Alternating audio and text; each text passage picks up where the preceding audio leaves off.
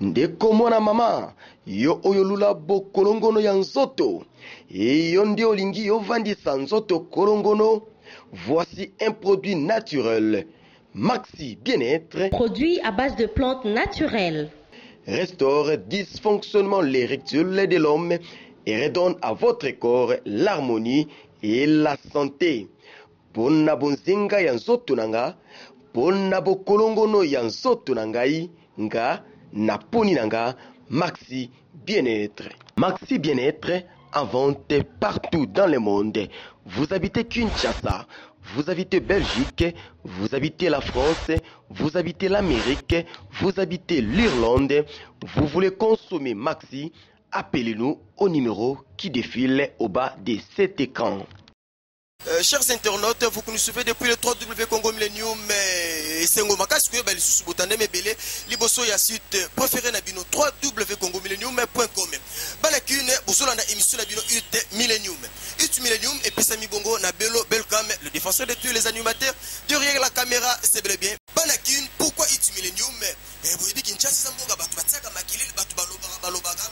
Il paraît que kanaki pe bakobini sa Kinshasa et bakoteka mais sur le marché pende tu toso monate ce que tolobi otolobaka télévision pe radio te preuve la plus bande to kitaki na place Victoire na ba maison d'édition ba bateka ka ba œuvre na bango ba bateka ka ba œuvre biso to consomaka batelisa biso na balanga nzembo nani yateki et nani pe asali mfuilu.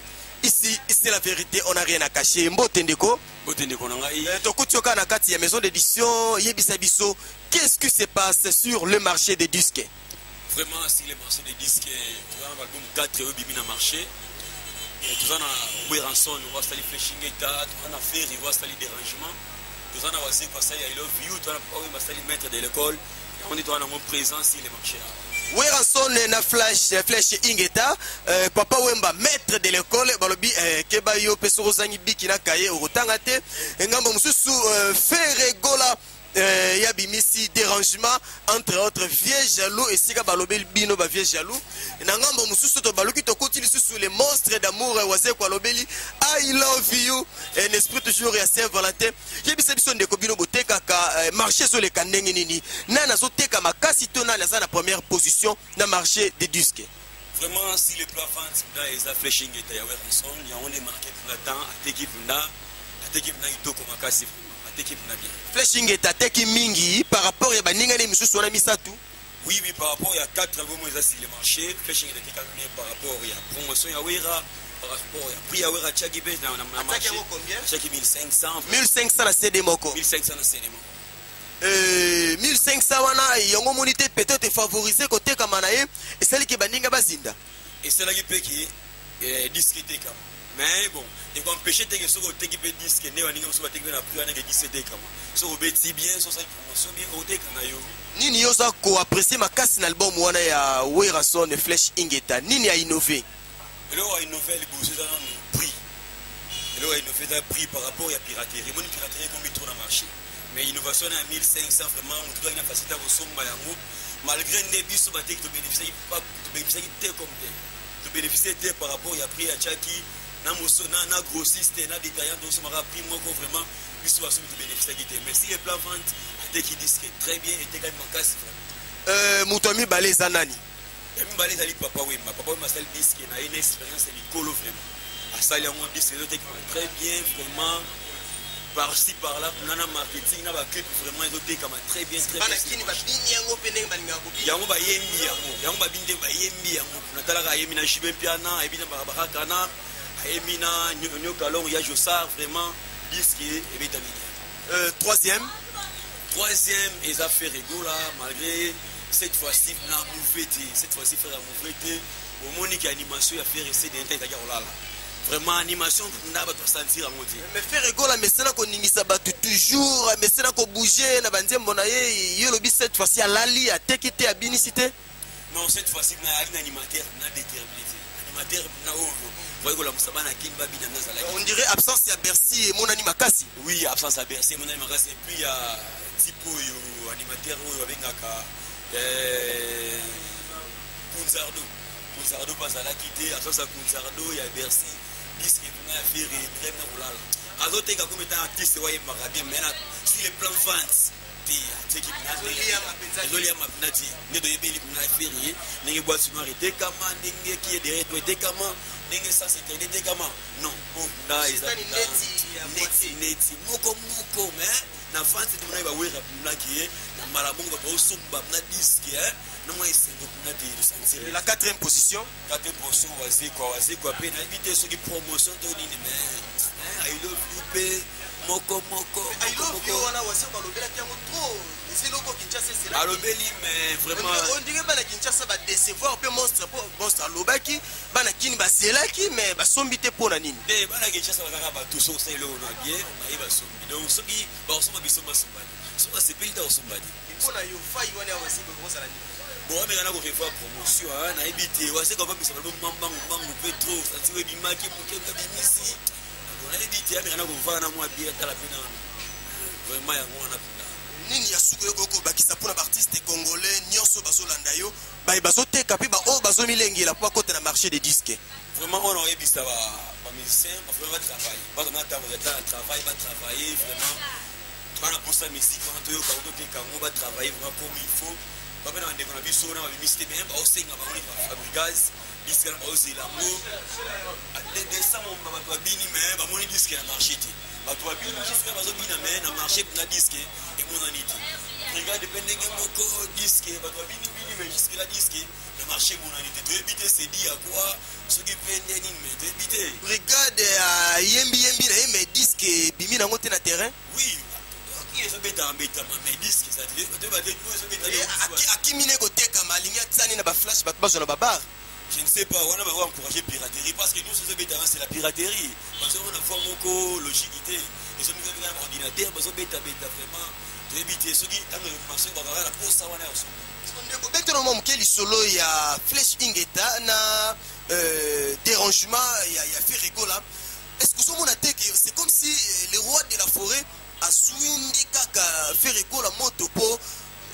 Yango sel ke faire kola zinda Bercy azate Kunzardo azate ba Nicodème bango tout est-ce que baza cause il y a shit sur le marché te il y a album il y a ferré to likambuka ndenga belela ki vieux jaloux et sali ke batu ba boya na bango ko somba po afingi vie na bango ah non moni va de la polémique na bango ya na polémique bango e ba ni pele lote mama ko wana e udi ba ni na kala wa so di ministère te mais ça veut dire et ko décourager mutu tasa musala malamu bashi tala ba ebele so mais pas soyons mutu lokola Bercy Kunzardo banani wana tout senti mais ça sûr pour se maintenir toujours non avant Bercy faire salaki akina ba musicien ba betaki batekaki au départ pe ya Bercy on décourager faire été pour ça musana doit bota courage de marcher ba ebele ba ça musala ke ndeli boso faire courage travailler vraiment le cas bato ba compétent pour ça musana o emba ka bien travailler vraiment et ça la bien makasi mot de la fête comme vraiment la souki émission na biso pour la balandi ya Congo Millennium mo bazotala yo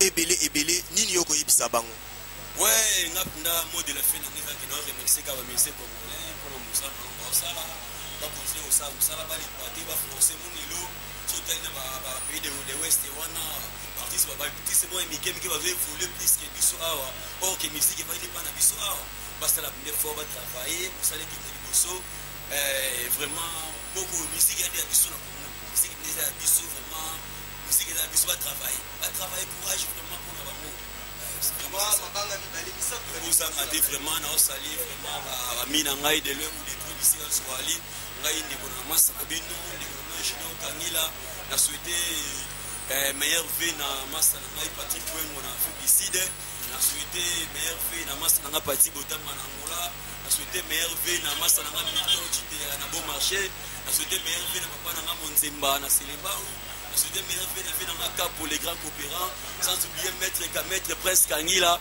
avocat de la cour quoi meilleur vie na famille na papa maman tout meilleur vie ça m'a pas mola bino vraiment. Merci Mingi Bandeko Banda Congo Millennium, mais vous êtes nombreux en train de nous suivre votre émission UT Millennium qui vous présente le marché de vente des œuvres des artistes musiciens congolais. Vous avez suivi UT Millennium. À la première position, il s'agit de l'artiste Werason Ngiama Makanda de l'orchestre Maison Mère avec son album Ingeta Flèche balobaki esui oya leli on passe avec la chance veut dire ce qui fait permis bikisi kaka. À la deuxième position, il s'agit de Papa Wemba et Koumani Foulangenge.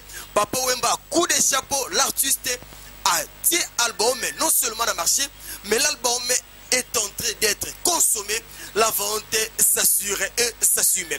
À la troisième position, il s'agit de Ferregola Chetani Jésus des nuances.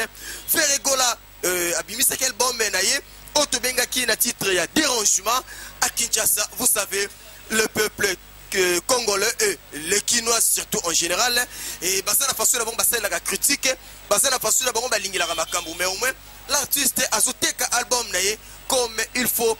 Il garde toujours la troisième place de lutte parade. À la quatrième position, il s'agit bel et bien de l'artiste musicien Wazekwa. Mister Love, le grand monstre, le monstre d'amour. Wazekwa bimsela kibiso album ezalaki na titre I Love You Nalingio Je t'aime Mukezolange yango wanande evratila kibiso mais artiste Wazekwa. Dans un premier moment, l'artiste garde encore la quatrième position de lutte parade. Merci Bino Bolanda Kibiso. Ce que nous venons de vous proposer, c'est juste lutte du moment. Les albums continuent à se vendre. Demain ou après-demain, Wazekwa peut répondre ou peut prendre la première position, tout comme Ingetapé s'est retrouvé à la deuxième, à la troisième, à la quatrième position. Cela dépend des achats de consommateurs. Merci à vous tous qui nous avez suivis en direct de www.congomillenium.com. Si vous avez aimé cette émission, dites grand merci à celui qu'on appelle le boss de leur boss, le vieux Ricky Dubenzi, l'homme Millennium, les patrons fantômes. Grand merci à celui qu'on appelle le chef de la grande famille Millennium, le vieux Désiré Kiangebeni, l'époux de Madame Bia, la ministre. Au micro, c'était votre humble serviteur, Bello Belkam, le défenseur derrière la caméra. Nous avons été assistés par celui qu'on appelle la poupette du Millennium, Balbine, la poupette fragile. Restez toujours branchés et vous ne serez jamais déçus. Bye bye.